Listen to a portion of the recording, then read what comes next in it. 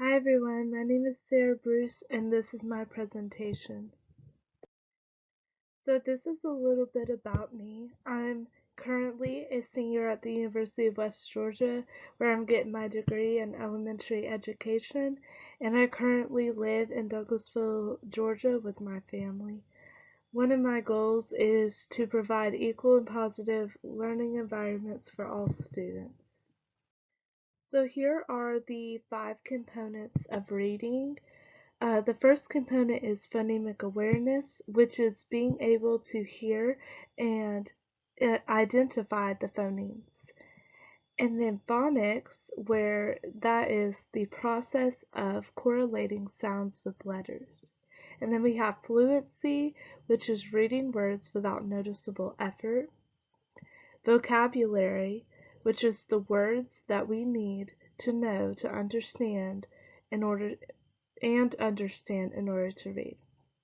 And then we have comprehension, which is the ability to read a sentence or a passage and draw meaning from the text.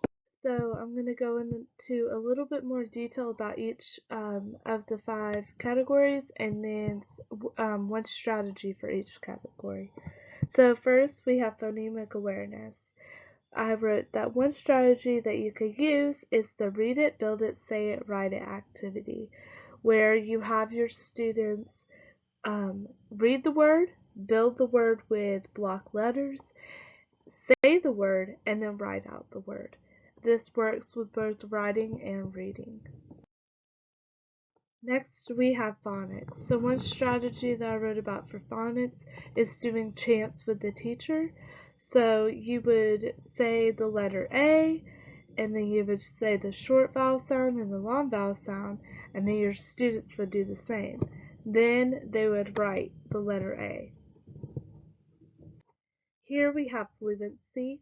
One strategy that you could use for fluency is have students write a script and then read what they wrote in an accent. This teaches them to fluently read a passage.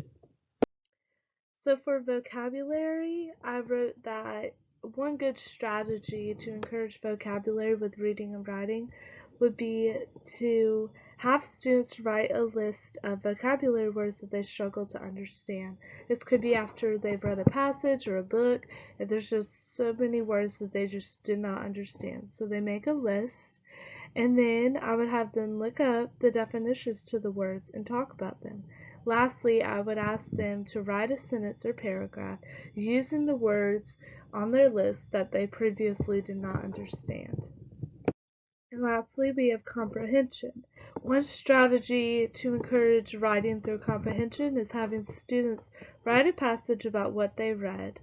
This will show that they understand the text that they just read.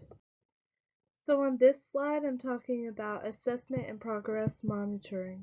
So it's important to monitor the progress of your students through assessment to make sure that you're giving them the best possible learning experience. Also to make sure that you're meeting the needs of each individual student. 2 strategies that I suggest for this would be having the teacher keeping a data binder to keep track of the progress of the students and where they need more help. And also I would suggest students creating learning goals for themselves, which would show the teacher and the student how they are growing in a certain area. And lastly, I have a resource that encourages reading and writing. On this website, there's different games to play, different activities that the parents can use to help their students at home.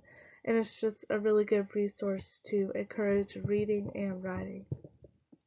Thank you so much.